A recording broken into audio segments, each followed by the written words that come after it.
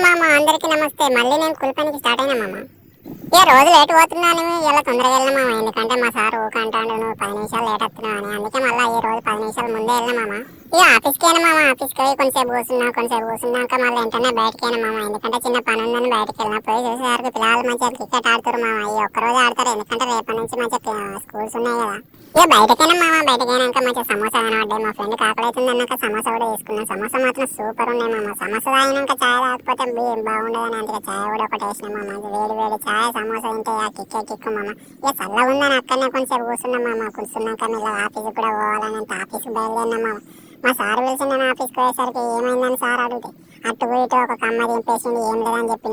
మళ్ళీ బయటకైనా మామ. బయటకైనాక కొంచెంసేపు తిరిగినా మామ. అటు ఇటు తిరిగినాక మంచిగా మళ్ళీ సాయి తాగబుద్ది మామ. సాయి కోసం మనం ఏమైనా వేస్తామని మళ్ళీ ఒక్క సాయి కూడా పొట్టలేసినాం మామ. మీరు కూడా సాయి లవర్స్ ఉంటే ఎవరన్నా కామెంట్ చేయండి మామ.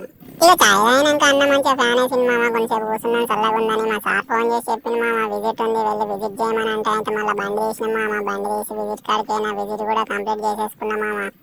అటు ఇటు చూసేసరికి సాయంత్రం అయింది మామ. మంచిగా వేడి వేడి జిలేబీ చేసి జిలేబీ కూడా పొట్టలేసిన మామ. పక్క పొంటి అల్లనే ఏమైనా చెట్టు కనబడితే అవి కూడా మంచిగా తీసుకొని తిని పొట్టలేసిన మామ. మీకు కూడా ఇష్టమైతే కామెంట్ చేయండి మామ.